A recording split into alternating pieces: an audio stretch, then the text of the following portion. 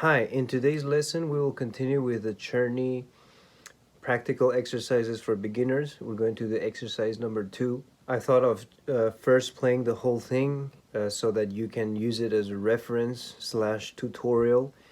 You can slow it down to 0.75 times speed or half the speed. So anyway, I'll play the whole thing and then I will analyze it with you.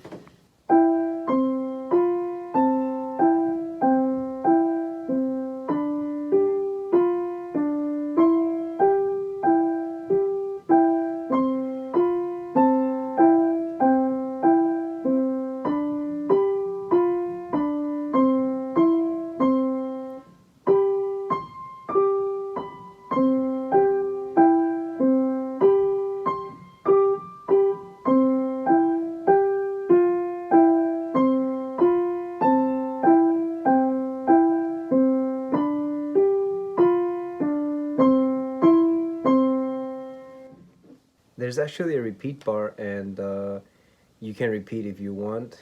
I'll leave it as an optional thing to do. All right, so the left hand here is harder. Usually, where there's more motion, meaning there are more notes, more action, that will be the hardest part. It's not absolute, but usually. So let's start with the left hand. One thing I like to do for piano is always tackle the difficulty head on and then you go for the other parts. You don't want to play the easy stuff that you can already play and then you always get stuck in the hard part. I'll mention more about this as we move on. So let's do the left hand.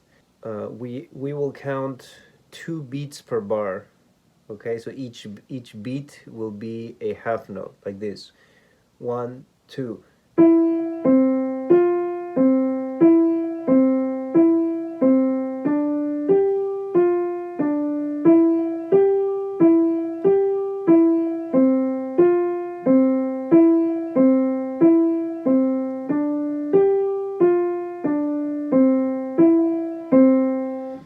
Okay, one thing that you might have noticed is that the first half of the first section is almost identical to the second half of the first section. And I would say this part where finger 4, this sequence of finger 4, 1, 2, 4 is occurring is the most difficult one. So I suggest tackling that first. Practice that until you become very familiar with it.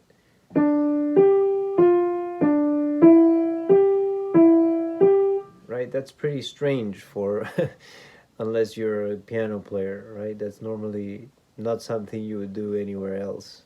Maybe as a guitar player.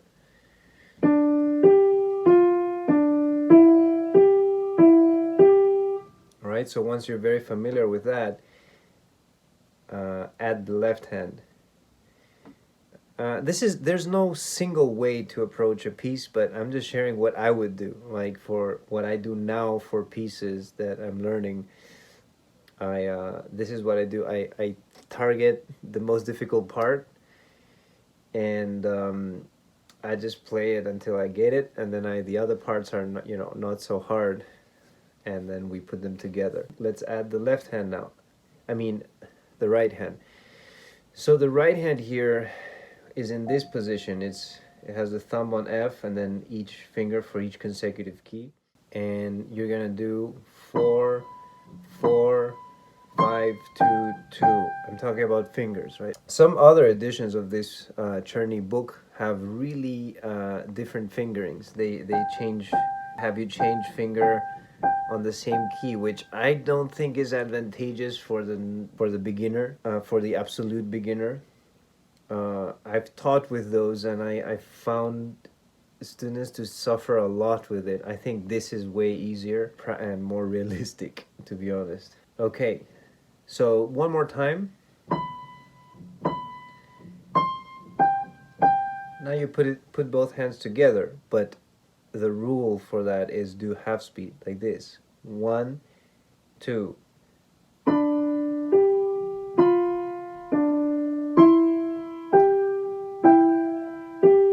Okay, now let's see what similarities can we find in the right hand.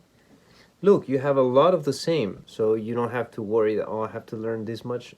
A lot of it is the same. Look, this section, da da ti dum pam pam pam. That's like the main theme of the piece.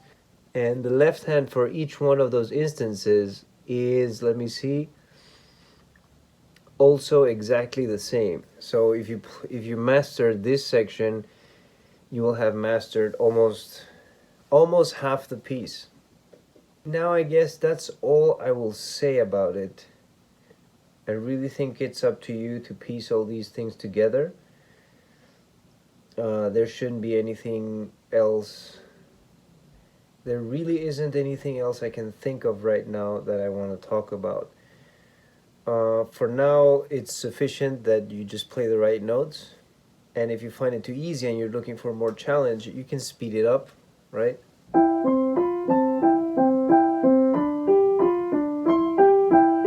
Right? Or you can also make sure you can also aim for a very Cantabile style, which is an emphasis I will repeat many times during my lessons. I think it's the key to enjoying piano. I already mentioned it once, and that is your left hand is singing and your right hand is also singing. So let me give you an example of something very cantabile, meaning singable. And this word composers use it a lot. I just played a piece by Franz Liszt. I have it here. Right? It says Allegro cantabile. And I guess back in the day, they understood that some stuff is not singable. Okay, so let me give you an example of how singable would be to me of this.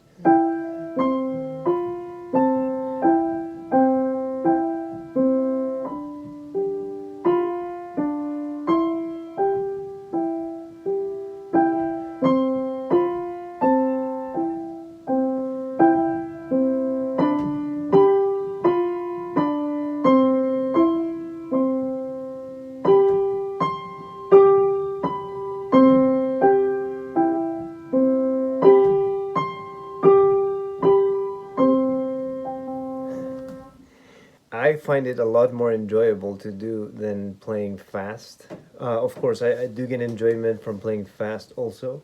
But even an easy piece like this, if you treat it with a lot of seriousness, if it was like opera, say, you can really get some nice feeling from it. One trick to make it sound cantabile, of course, is to learn how to sing. And there was a saying in Naples in the 1600s, which is, if you can't sing, you can't play. I'm not sure if this is correct, but I'm just telling you that there was this saying. There was a song even like that, a very polyphonic. So I do think it's important to at least imagine how to sing, and go ahead and practice that.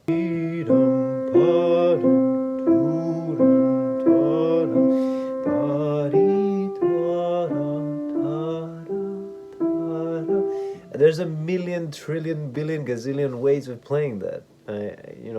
You become creative and you take part in the composition, and I think that really brings a lot of joy in piano playing. One of the tricks is when you have repeated notes, don't play them with the same volume. Say here, right? Let's use these B's and C's as an example. Actually, let's start from the G's and the B's. And to really be able to sing logically, you're going to need to understand harmony. So, as I said, let's give this example with the repeated G's. I mentioned this in a previous video. I said you have to imagine as if you could do a crescendo or a diminuendo, which means to grow in volume or to decrease the volume, right? So I was doing a decrescendo there. Right? I'm decreasing the volume. Or I can go stronger. Right? Or I can go stronger and then softer. These are, well, there's one more choice, right? Strong, soft, strong. The others would be da, da. uh, yeah, you can use any of those four, but these are basically your four options. You don't want to do same, almost never, because you know, my theory is that your body is like made out of water mostly. They say 70%, some say 80, some say more than that. But if you see water is always flowing, right? Look at the waves, look at the river, right? It's never static, and atoms are moving, and so you always want this wavy movement, right?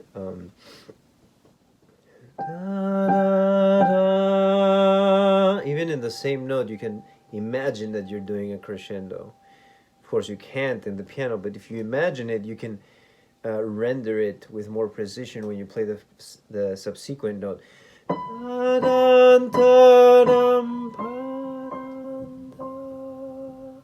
Right? This is I'm just making that up, but as I said, don't play with the same volume.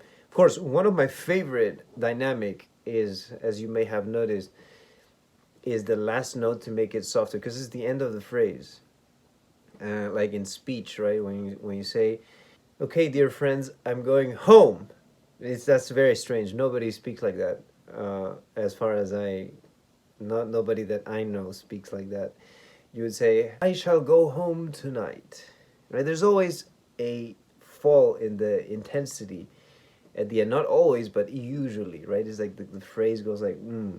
And that's kind of like a fall is also is actually, I think, in Latin cadere, or at least in Italian cadere, and that's where the word cadenza comes from.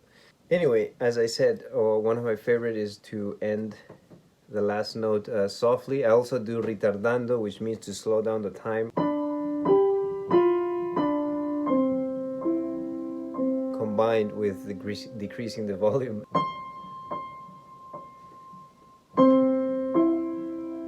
In combination with retardando, a lot of times I like that. When you when you finish the first time, probably don't do a retardando, but when you do it the second time, you can add it. But always something measured, not nothing extreme, right? All right, I think that will be all for today. I hope to see you in the next class. Next class, I will explain the bass clef. I used the bass clef in the previous class. That was my mistake. I forgot I didn't teach it. So next class we'll look at the bass clef, how to read it, and the G major scale, and probably a new rhythm. All right, see you then. Practice, practice, practice, and prioritize your practice, and you will definitely see improvement.